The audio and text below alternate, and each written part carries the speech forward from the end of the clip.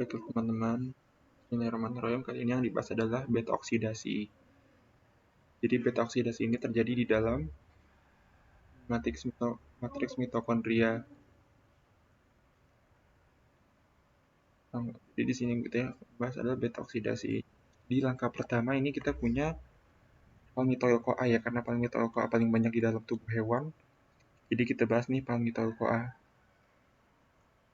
Oke.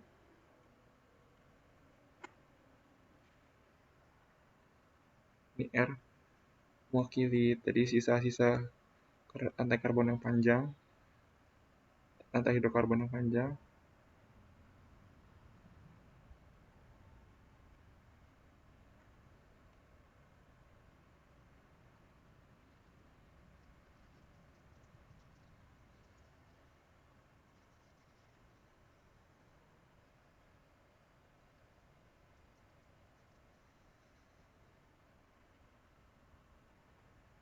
Baiklah, jadi di sini kita punya namanya palmitoyl-CoA nih. Namanya palmitoyl-CoA.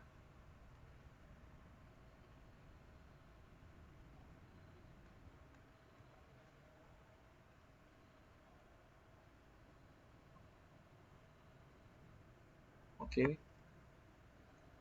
Jadi yang pertama dilakukan dalam beta oksidasi adalah dehidrogenasi. Jadi di sini kita akan melepas karbon.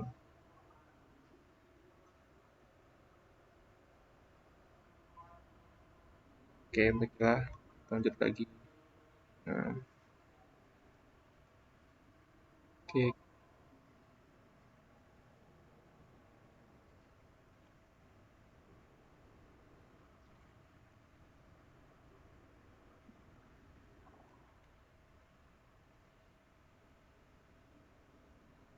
Jadi yang pertama sini adalah pelepasan hidrogen kan, hidrogenase.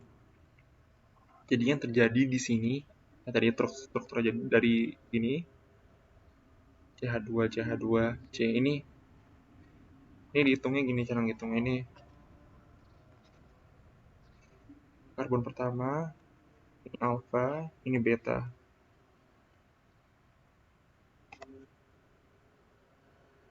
Maka ini karbon pertama, ini alfa, ini beta ya. Jadi yang pertama kita ini bakal kehilangan hidrogen. Di sini yang hilang tuh di sini.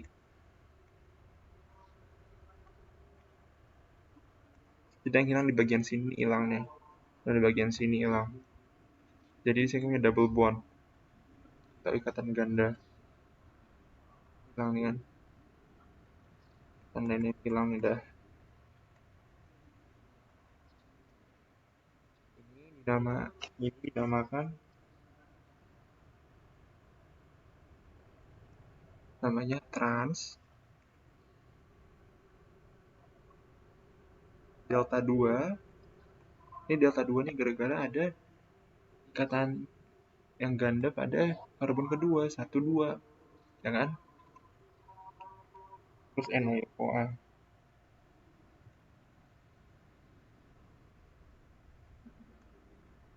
Trans delta 2 NO-CoA.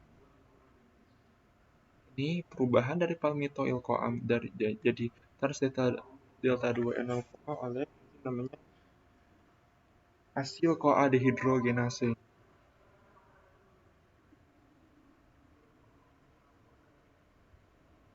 Asil CoA dehidrogenase.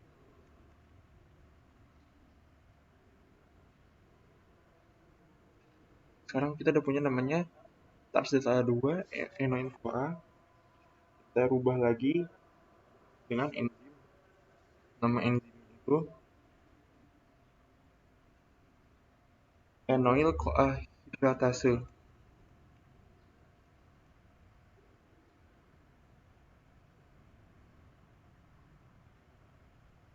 Jadi di sini kita butuh air ya. Kita langsung gambar aja strukturnya nih.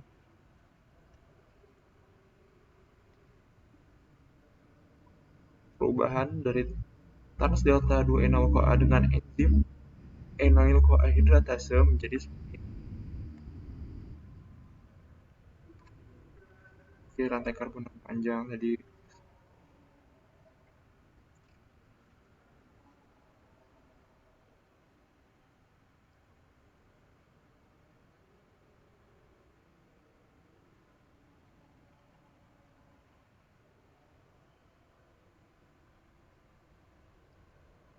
kita punya OH nih di sini nih.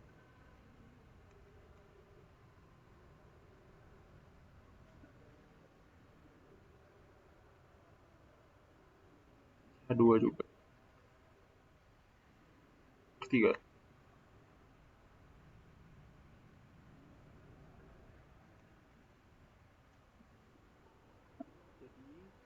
Ada air masuk nih, jadi kita punya gugus hidroksil. Ini namanya beta hidroksi asil CoA namanya.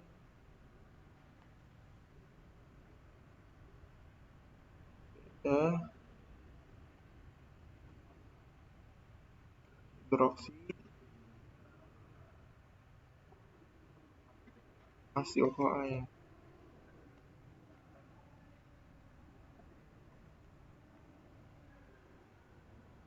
Beta ada gugus hidroksi di rantai yang beta. Ini kan alfa, ini satu, ini alfa, ini beta nih.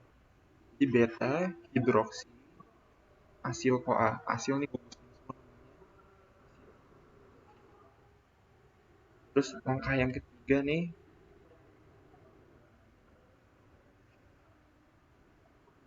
kita udah punya beta hidroksi asil CoA. Nah sekarang kita kan dehidrogenase lagi.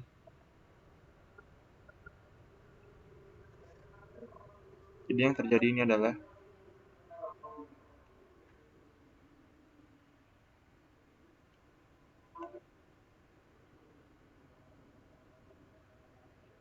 jadi kita kan melepas hidrogen kan.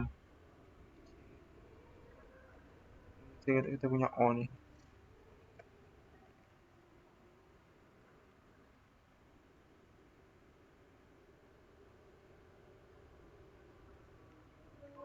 H2 sama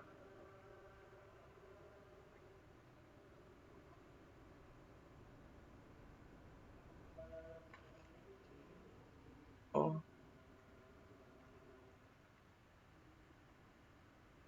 Jadi kita punya namanya badan keton, ada lantai beta namanya beta ketoasil CoA.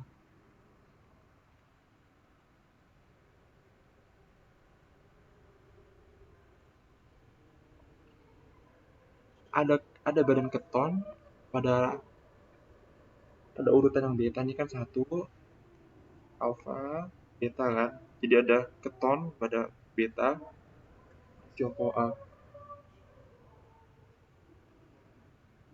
Nah, jadi kan kita udah punya beta ketoasil CoA kan. Sekarang kita ini sama-sama enzimnya ini namanya beta hidroksi asil dehidrogenase. Namanya sama kayak ini kan, beta hidroksi asil, teman-teman aja dehidrogenase.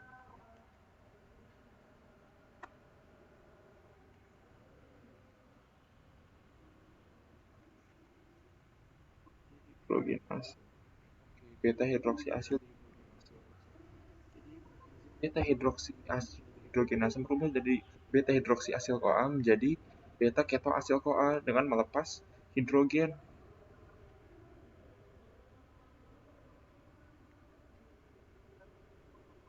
Ada dua hidrogen ya, jadi ini ditangkap sama NADH nih. Udahlah, sudah ditulis. Oke, lanjut lagi. Terakhir kita udah punya namanya beta hidroksi asil CoA. Beta keto asil CoA kan terakhir kita gambar. Beta keto asil CoA. Kiri rantai karbon yang panjang. Kan ini badan ketonnya nih.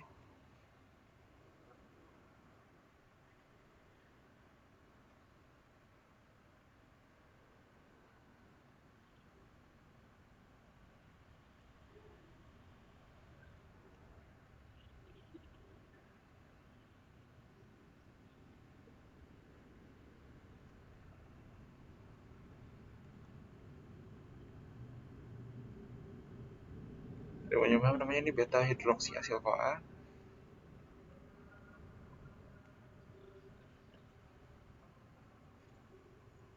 Ini beta keto asil CoA namanya.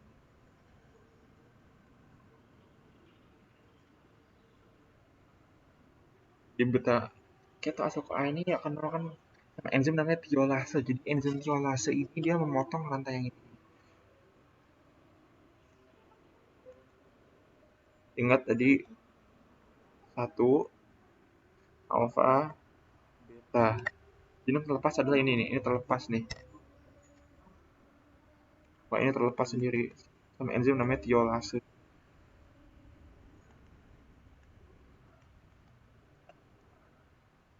Dia apa tiolase nih? Tiolase.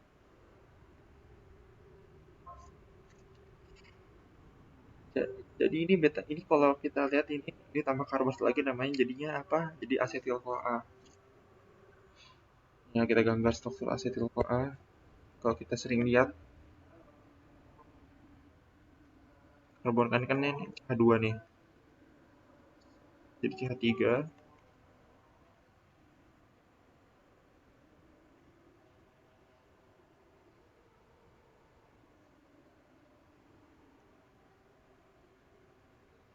Inilah ini berubah menjadi asetil CoA.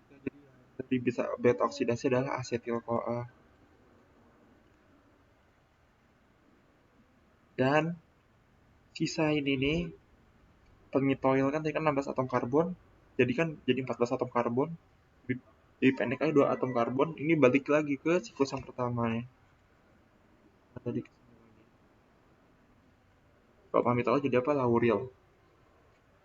Toyo. Kayak ada nama-namanya tergantung panjang atom karbonnya. Jadi kita review lagi. Ada palmitoyl CoA atau asam lemak 16 atom karbon. Dia pertama mengalami dehidrogenase. Hidrogenase dulu dilepas hidrogen kan, di sini dibantu FADH nih. Dibantu FADH. Jadi trans delta 2 NL CoA dari palmitoyl CoA menjadi trans delta 2 NL CoA. Yang terjadi adalah pelepasan adanya ikatan ganda pada atom pada pada karbon yang kedua nih 1 al 2 3 atau alfa beta juga disebut. Jadi ada trans delta 2 NL CoA delta 2 karena ini namanya penamaannya ya. Kita udah punya trans delta 2 NL CoA dirubah dengan enzim NL CoA hidratase dengan bantuan dia butuh air karena hidratase. Di sini kita sekarang punya beta hidroksi asil CoA. Karena ada gugus hidroksil, ada rantai yang beta yang kedua, yang ketiga. Sekarang hidroksi asil CoA dengan bantuan beta hidroksi asil hidrogenase melepas hidrogen.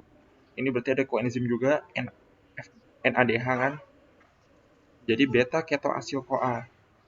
Beta keto asil CoA dinamakan karena ada badan keton pada rantai beta. Satu alfa beta ini ada badan keton pada rantai beta. Terus perubahan dari beta keto asil CoA dengan enzim tiolase. Jadi ada pemotongan cleavage namanya.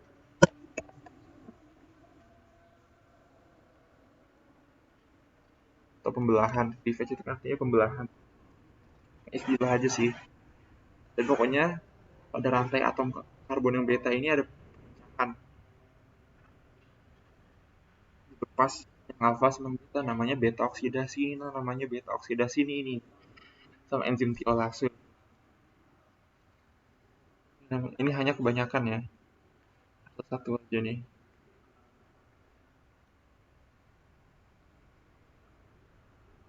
Enzim tiolase. Dari tadi palmitoyl menjadi palmitoyl 16 atom karbon menjadi 14 atom karbon. Lauril atau soil. Itu satu namanya deh. Kita teman-teman, ini beta oksidasi. Nanti bakal ada video lagi tentang tesis lemak. Terima kasih.